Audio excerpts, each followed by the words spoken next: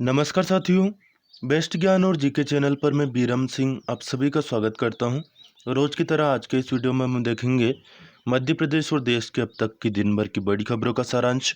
Video में दी गई जानकारी आपको उपयोगी लगे तो प्लीज़ लाइक जरूर कर दीजिएगा और वीडियो को पूरा देखिए ताकि पूरी जानकारी आपको मिल पाएगी।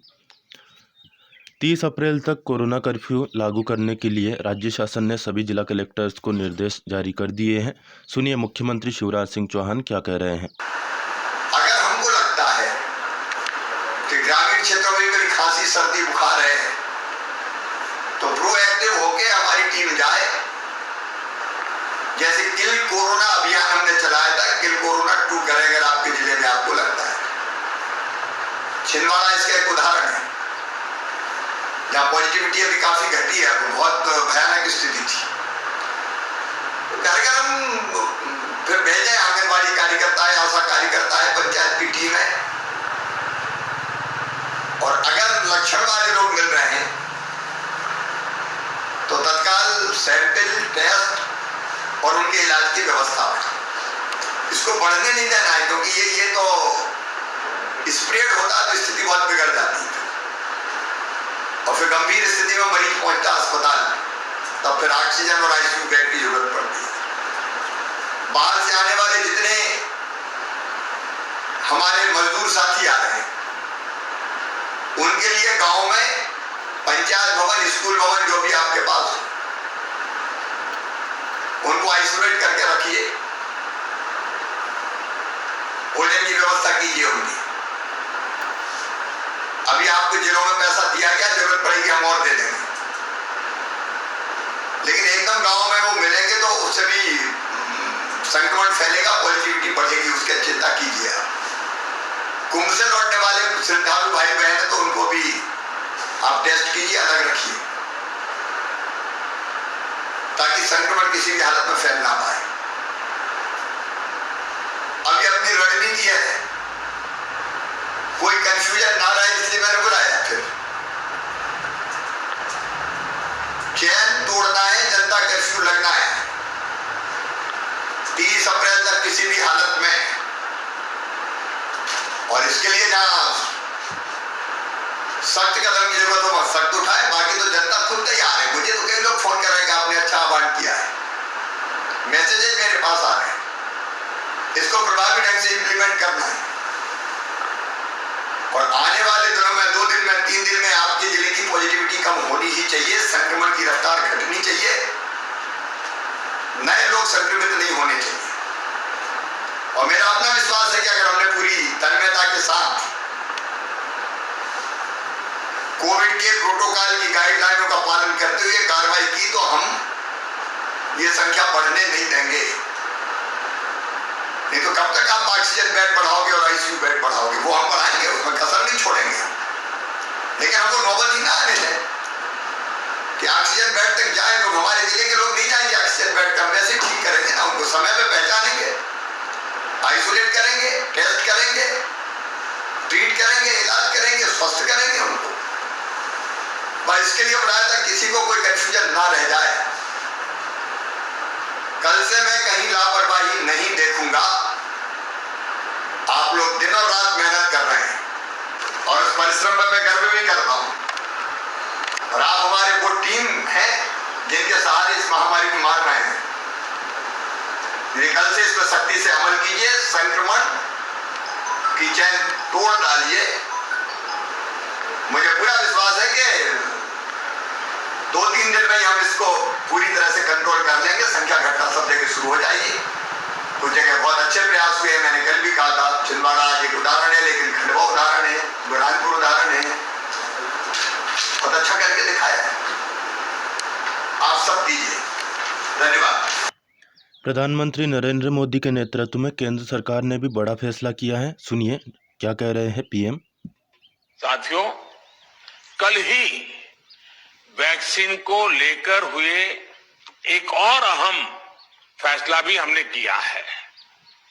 1 मई के बाद से 18 वर्ष के ऊपर के किसी भी व्यक्ति को वैक्सीनेट किया जा सकेगा।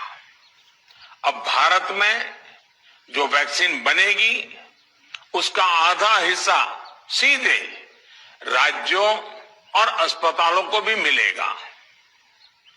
इस बीच गरीबों, बुजुर्गों, निम्न मध्यम वर्ग के लोग 45 वर्ष की आयु के ऊपर के व्यक्तियों के लिए केंद्र सरकार का जो वैक्सीन कार्यक्रम चल रहा है वो भी उतनी ही तेजी से जारी रहेगा। पहले की तरह ही सरकारी अस्पतालों में मुफ्त वैक्सीन मिलती रहेगी, जिसका फायदा, जैसा मैंने कहा, हमारे गरीब परिवार हो, हमारे मध्यम वर्ग, निम्न मध्यम वर्ग के परिवार हो, वो उनका लाभ उठा सकेंगे। तो यहाँ पर प्रधानमंत्री ने यह भी स्पष्ट कर दिया है कि जो वैक्सीन है वह मुफ्त में ही मिलती रहेगी। खासतौर पर सरकारी अस्पतालों में तो मुफ्त में मिलनी ही है। छतरपुर जिले के कलेक्टर है श्री शैलेंद्र सिंह जी, इन्होंने कोरोना कर्फ्यू को लेकर जनता से आह्वान किया है। सुनिए क्या कुछ ये कह रहे हैं। गांव के लोग लेन देन करें, बाहर आए जाए नहीं, ना बाहर वाले को आने जाने दें। ये लगभग 30 अप्रैल तक तो कम से कम करें, और आगे जरूरत है तो आगे करें। जो कोरोना के पॉजिटिव केस आ रहे हैं उनके परिजनों से मेरा अनुरोध है कि कृपा करके उन परिजनों को, अगर घर में व्यवस्था नहीं है उनको रखने की, तो कोविड केयर सेंटर्स हम चालू कर रहे हैं, उनमें रखें। वहाँ उनका देखरेख की जाएगी, उनके खाने पीने की व्यवस्था की जाएगी। आप लोग वहाँ रखवाने के लिए भी भेज सकते हैं। ऐसे कोरोना पॉजिटिव पेशेंट जो अस्पतालों में भर्ती हैं, बार बार मेरे पास या अन्य डॉक्टरों के पास फोन लगा रहे हैं कि मेरे मरीज को ये नहीं मिल रहा, वो नहीं मिल रहा है। अस्पतालों में घर जैसी सुविधा या खाना नहीं मिलेगा। उनको जो प्रिस्क्राइब खाना है या जो प्रिस्क्राइब व्यवस्थाएं हैं वो ही मिलेंगी। आप लोग चिंता बिल्कुल ना करें। वो जैसे आपके परिजन हैं, हमारे ही परिजन हैं। हम उसको उस तरीके से ध्यान में रख करके उनकी सेवाएं करने के लिए डॉक्टरों से भी अनुरोध कर रहे हैं। हम लोग खुद भी उसी तरह से प्रयास कर रहे हैं कि वो लोग आपके घर स्वस्थ होकर के पहुंचे। परंतु आप बार बार जो हमारे मेडिकल स्टाफ है, डॉक्टर्स हैं, सपोर्टिंग स्टाफ है, फोन करके प्रेशराइज करके उन पर दबाव डाल रहे हैं, उचित नहीं है। क्योंकि वो भी एक मनुष्य हैं और लगातार ड्यूटी कर करके वो भी थक सकते हैं। अगर उन पर हम और मानसिक दबाव डालेंगे तो उनकी मानसिक स्थिति आप समझ सकते हैं, ये उचित नहीं है उनके लिए। तो उनकी भी मदद करें, सहयोग करें। मैं पुनः आपसे अनुरोध कर रहा हूं कि आप सब लोग जहां पर हैं अपने घरों में रहें, लोगों को प्रेरित करें। अगर समाज से भी हैं, आप विभिन्न संगठनों से जुड़े हुए पदाधिकारी हैं, तो मेरा आपसे अनुरोध है कि आप अपने समाज के लोगों से, अपने संगठन के लोगों से कहें कि वो अपने और अपने परिवार के लोगों को घर से बाहर निकलने के लिए रोकें। कोरोना कर्फ्यू में आप घर में ही रहें जब तक कि बेहद जरूरी काम ना हो। हम लोग टेस्टिंग किट्स बढ़ा रहे हैं। जो लोग गरीबों के बारे में बार बात कर रहे हैं, आज माननीय मुख्यमंत्री जी ने कहा है कि गरीबों को आगामी 3 महीने का एक मुश्त राशन शीघ्र ही प्रदान किया जाएगा। जैसे ही हमारे जिले में आएगा, हम उसको जल्दी से जल्दी 3 महीने का आगामी जो है उनका राशन एक बार में ही प्रदान कर देंगे, जिससे कि उनको पीडीएस शॉप पे बार आने की जरूरत नहीं पड़ेगी।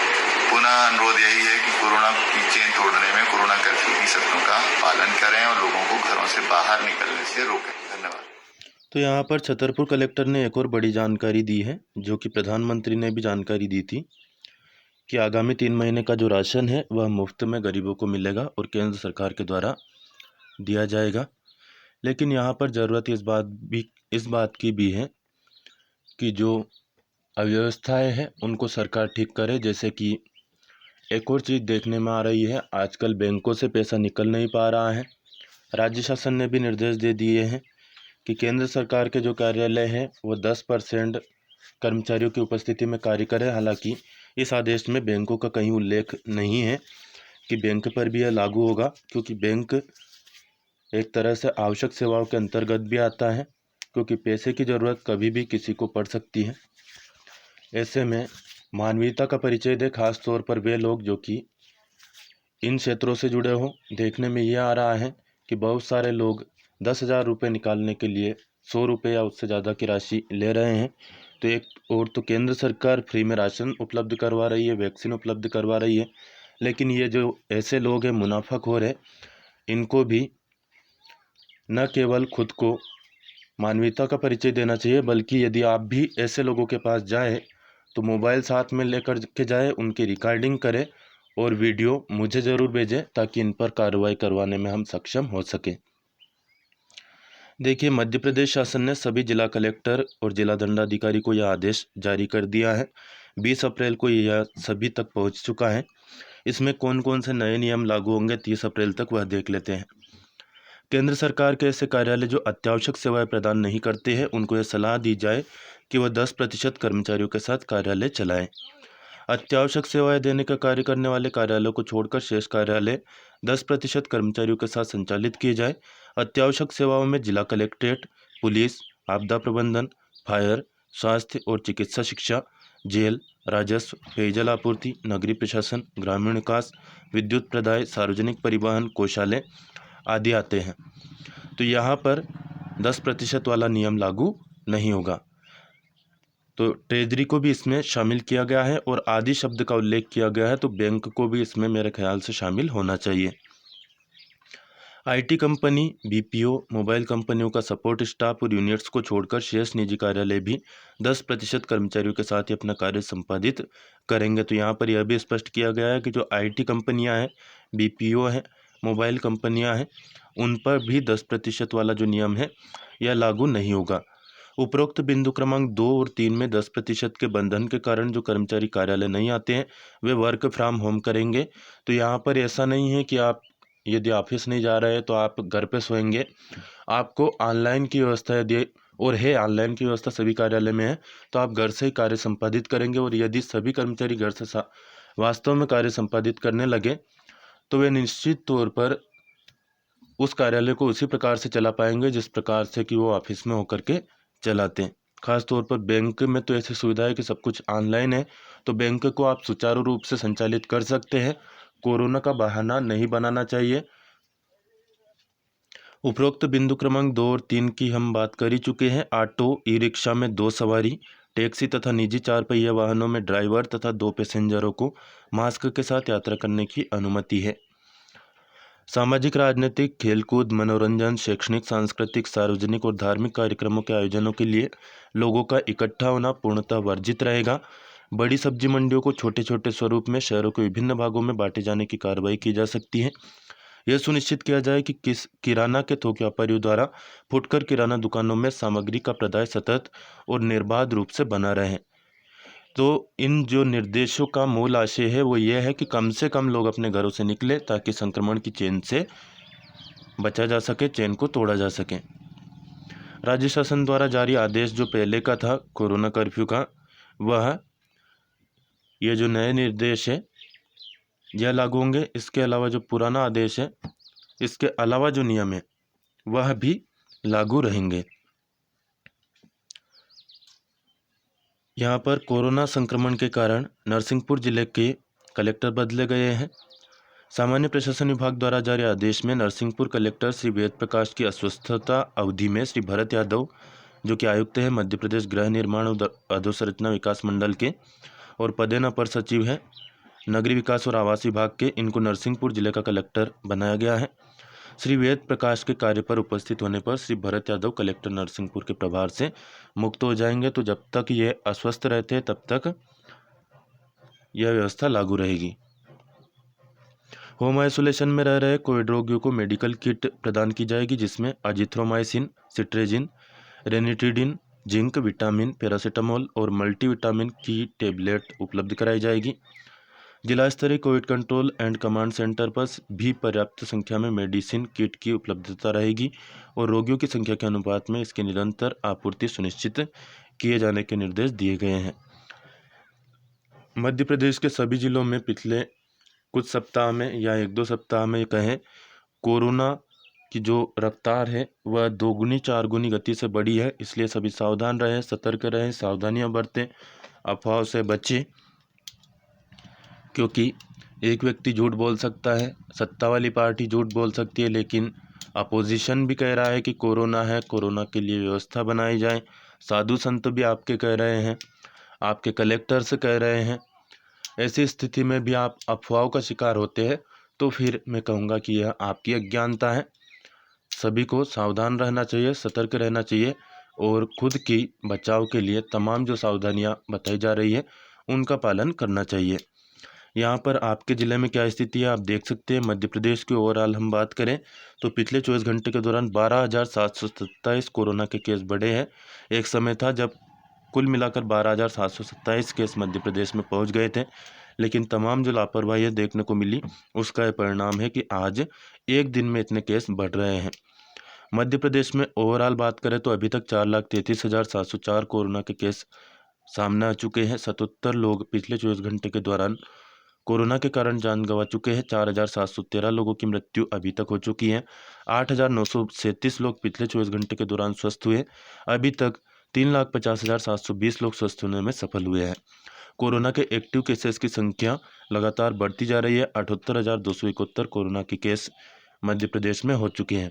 यहाँ पर इसका मतलब यह नहीं है कि जितने भी बीमार लोग हैं सभी को कोरोना ही है, क्योंकि बहुत सारे सर्दी जुकाम के मरीज हैं, बहुत सारे अन्य बीमारियों के मरीज हैं।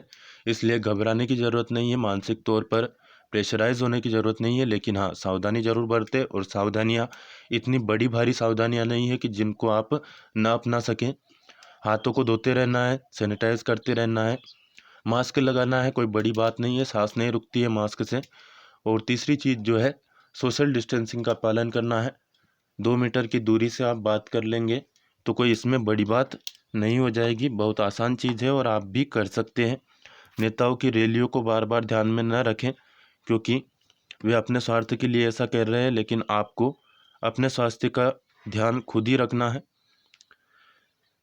बहुत सारे वायरल वीडियो हो रहे हैं जिसमें अव्यवस्थाएं सामने आती है, लेकिन बीच बीच में मानवता की मिसाल भी पेश की जाती है। और ऐसे वीडियो भी मैं आपको दिखाता हूं, जैसे कि यह वीडियो आप देखिए।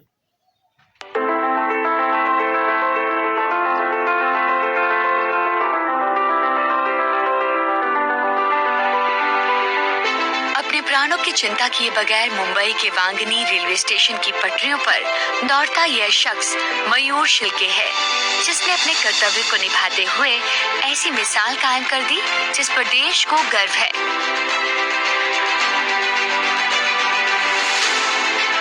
रेलवे पटरी पर गिर गए बच्चे की जान को बचाने के लिए मयूर शिल्के खुद की परवाह किए बगैर सामने आती ट्रेन की ओर दौड़ते चले गए। अपने साहस और बुद्धिमानी का परिचय देते हुए मयूर ने बच्चे की जान बचाने के साथ खुद को भी सुरक्षित रखा। उनके इस काम की किसी भी पुरस्कार या धनराशि से तुलना नहीं की जा सकती, लेकिन अपने दायित्व को बखूबी निभाने और अपने काम से मानवता को प्रेरित करने के लिए उन्हें पुरस्कृत किया जा रहा है। अपने कर्तव्य के प्रति जान की बाजी लगा देने वाले रेलवे मैन मयूर शिल्के को रेलवे का सलाम। सलाम उन किसान भाइयों को भी जो कि कोरोना के इस काल में भी अपने दूध, फल और सब्जियों की कीमतें नहीं बढ़ा रहे हैं। क्योंकि आप देखिए, पैसा इंसान की मूलभूत ज़रूरत नहीं है, लेकिन रोटी, कपड़ा इंसान की मूलभूत ज़रूरत है। यह लगातार मिलती रहेगी, यही प्रयास केंद्र सरकार का है।